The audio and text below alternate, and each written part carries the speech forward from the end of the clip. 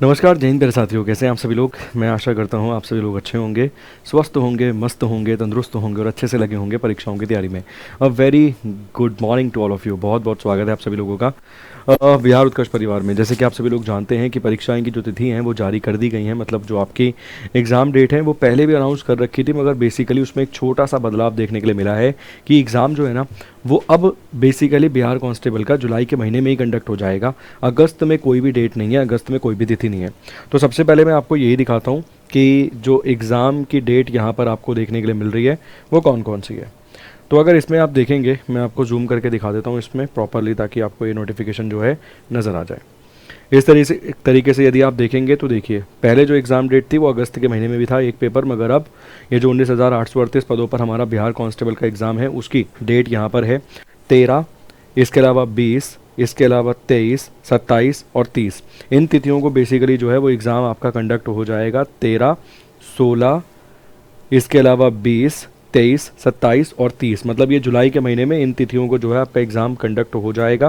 पहले डेट अगस्त की भी थी, मगर उन अगस्त की डेट्स को हटा दिया गया। मुझे ऐसा लगता है कि सेंटर ऑर्गेनाइज हो गए होंगे, जितने बच्चे हैं उनको आराम से इतनी ही डेटों में एग्ज़ाम कंडक्ट हो सकता है, जिसके चलते अगस्त की जो डेट है उन्हें हटा दिया गया होगा। ठीक है। और ये भी हो सकता है कि आने वाले समय में बिहार एसआई की वैकेंसी आपको देखने के लिए मिले, और बिहार एसआई के लिए क्या पता कि आगे की डेट्स तय कर रखी हों, जिसके चलते बेसिकली जुलाई के महीने में एग्ज़ाम कंडक्ट करवाने की यहाँ पे कोशिश होगी बोर्ड की। इसके अलावा अगर हम बात करें 50 दिनों की आपकी रणनीति क्या होनी चाहिए, क्योंकि अगर आपने थंबनेल देखा तो थंबनेल पर प्रॉपर लिखा हुआ था कि 50 डेज़ की क्या स्ट्रेटजी यहाँ से आपकी होनी चाहिए। 50 दिन बचे हुए हैं जो हैं उनको किस तरीके से आपको यूज़ करना है, किस तरीके से इस्तेमाल करना है। देखो, तो हम जानते हैं बिहार कांस्टेबल का जो पेपर है, आपका एग्ज़ाम जो होना है बेसिकली ऑब्जेक्टिव पेपर होना है, ऑफलाइन पेपर होना है। सब्जेक्ट अगर हम बात कर रहे हैं जनरल नॉलेज और करंट अवेयरनेस, मेन जो भूमिका है वो इसी की होने वाली है। नेगेटिव मार्किंग कोई नहीं है, 2 घंटे का पेपर है सर, 100 क्वेश्चंस होने वाले हैं। मिनिमम जो बेसिकली 30% अंक हैं उतने तो हासिल करने ही है, मगर आप जानते हैं कि प्रॉपर एक कट ऑफ जाएगी। उस 30% अंक से खासा कुछ होने वाला नहीं है, ठीक है ना। उस 30% अंक से बेसिकली खासा कुछ जो है वो होने वाला यहाँ पर है नहीं। तो अब यहाँ से आपकी रणनीति, यहाँ से आपकी स्ट्रेटेजी क्या होनी चाहिए। देखिए, बेसिकली यहाँ से अब आपकी 2 रणनीति होनी चाहिए कि जो चैप्टर्स आपके कंप्लीट हो चुके हैं ना, जो चैप्टर अब यहाँ से आपके कंप्लीट हो चुके हैं, उन चैप्टर्स को दोबारा उठाकर देखने की आवश्यकता अब फ़िलहाल नहीं है। तो जो कंप्लीट कर लिया है आपने, जो थ्योरी आप कंप्लीट कर चुके हैं, जो आप चैप्टर यहाँ से कंप्लीट कर चुके हैं, उन्हें बार बार लगातार उठाकर रिवाइज मत कीजिए, ठीक है। उन्हें आप मान लीजिए बेसिकली कि हमने इन्हें तो टिक कर दिया है। कंप्लीट चैप्टर्स को बार बार उठाकर रिवाइज मत कीजिए। जो पेंडिंग वर्क है, जो पेंडिंग थ्योरी का आपका काम है, जो पेंडिंग चैप्टर्स हैं आपके किसी भी सब्जेक्ट से संबंधित, तो उन चैप्टर्स को अब यहाँ से आप स्टार्ट कर दीजिए प्रॉपर। मतलब जो चैप्टर आपके हो चुके हैं उन पर अब समय व्यर्थ मत कीजिए, उनको बार बार रिवाइज मत कीजिए। जो आपके पेंडिंग चैप्टर्स हैं ना, जो बचे हुए चैप्टर्स हैं, उन्हें थोड़ा सा एक्स्ट्रा समय देकर, अधिक समय देकर उन चैप्टर्स को अब कंप्लीट करने का यहाँ से प्रयास कीजिए। और इसके साथ साथ एक प्रैक्टिस मॉक ज़रूर दे दी। एक प्रैक्टिस मॉक जो है, एक कंप्लीट मॉक की बात कर रहा हूँ, एक मॉक टेस्ट की कंप्लीट बात कर रहा हूँ। एक मॉक टेस्ट अब देना ज़रूर से शुरू कर दीजिए। इसके अलावा जो भी आपके चैप्टर्स कंप्लीट हैं उनकी थ्योरी मत पढ़िए दोबारा से कि आप उसकी दोबारा थ्योरी उठा के पढ़ रहे हैं। इनसे संबंधित क्वेश्चंस को प्रैक्टिस कीजिए। जो चैप्टर्स आपके कंप्लीट है उससे संबंधित क्वेश्चंस को प्रैक्टिस कीजिए। जो चैप्टर कंप्लीट नहीं है उनकी थ्योरी पर काम कीजिए अच्छे से।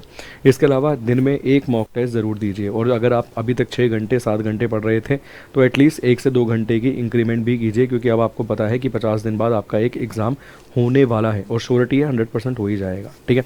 तो ये यहाँ से आपकी अब यहाँ से बेसिकली रणनीति है, सिंपल सी होनी चाहिए। इसके अलावा मैं ये नहीं कहूँगा कि ये कर लीजिए वो कर लीजिए, फलाना ढमकाना, ज़्यादा कुछ नहीं। इसके अलावा आप सभी लोग जानते हैं फिजिकल भी है इसमें, तो फिजिकल के लिए भी फिजिकल के लिए भी अच्छा खासा समय जो है वो निकाल के रखिए। मतलब बेसिकली दिन में कम से कम सुबह के टाइम या फिर शाम के टाइम, और अगर पॉसिबल है तो भाई सुबह और शाम के दोनों ही टाइम अपनी फ़िज़िकल की ट्रेनिंग ज़रूर कीजिए, क्योंकि लास्ट में फ़िज़िकल को क्वालिफाई करना नामुमकिन हो जाएगा। अगर हम ये मान के बैठे हैं कि भैया पेपर हो जाएगा, उसके बाद अगस्त सितंबर, मान लीजिए सितंबर के आसपास या अक्टूबर के आसपास फिजिकल होगा, हम तो उड़ा देंगे, नहीं उड़ेगा भाई, है ना। 2-3 महीने की ट्रेनिंग पे बात बनेगी नहीं। आपको लगातार अभी से ही ट्रेनिंग करनी होगी, तब जाकर आप अपने फिजिकल को क्वालिफाई कर पाएंगे। तो जो चैप्टर कंप्लीट है उनके क्वेश्चंस प्रैक्टिस कीजिए, जो पेंडिंग चैप्टर्स है उनकी थ्योरी को आप कवर कर लीजिए। यही आपकी यहाँ से 50 दिन की रणनीति होनी चाहिए। इसके अलावा एक mock test basically daily basis पर ज़रूर दीजिए, ठीक है। इसके साथ साथ अगर आपके कोई चैप्टर्स अभी भी ऐसे हैं जो कंप्लीट नहीं है, जो चैप्टर्स अभी तक आपने पूरे नहीं किए हैं, कंप्लीट नहीं किए हैं, और कुछ चैप्टर्स आपके ऐसे हैं जो कंप्लीट हो चुके हैं, तो उसके लिए आपको बेसिकली हमारी टेस्ट सीरीज़ यहाँ पर मिल जाती है। ये टेस्ट सीरीज़ आपको केवल 150 रुपये में प्राप्त हो जाएगी, 150 रुपीज़ में, ठीक है। इसके अलावा अगर आपका बेसिकली 60% 70% भी सिलेबस के आसपास ऑलमोस्ट कवर हो चुका है, तो टेस्ट सीरीज़ के माध्यम से आपकी बहुत सारी चीज़ें जो हैं वो सॉर्ट आउट हो जाएंगी, आपकी बहुत अच्छी रिवीजन हो जाएगी। और अगर अभी भी आपने कई चैप्टर्स ऐसे हैं जो थ्योरी के नहीं छुए हैं और आप चाहते हैं कि भाई मैं उन बैचेस में आ जाऊं अभी भी, क्योंकि मेरे पास अभी भी 50 दिन का समय है कि मैं उन बैचेस में आके, मतलब बेसिकली एक ऐसे बैच में आके थ्योरी को भी छू लूँ, तो यहाँ पर बिहार गौरव बैच आपको मिल जाएगा। अभी भी एक बैच जो है एक्टिव है सर। इस बैच में थ्योरी वाली क्लासेस आपको मिल जाएंगी, जो कवर हो चुका है उसको भी आप फास्ट बेसिस पे कवर कर सकते हैं, और बाकी अभी तो रनिंग में ही है बैच। तो इस बैच के माध्यम से 30 मास्टर क्लासेस आपको गौरव सर की भी देखने के लिए मिल जाएंगी। तो सिंपल सी रणनीति है, थ्योरी जो बची है उसको कवर कीजिए, जो हो चुकी है उसको रिवाइज मत करके उसको क्वेश्चन के फॉर्मेट में रिवाइज कीजिए। थ्योरी को दोबारा मत पढ़िए, क्वेश्चन के फॉर्मेट में उसको रिवाइज कीजिए, ठीक है। चलिए, बहुत बहुत शुक्रिया, धन्यवाद, thank you so much, God bless.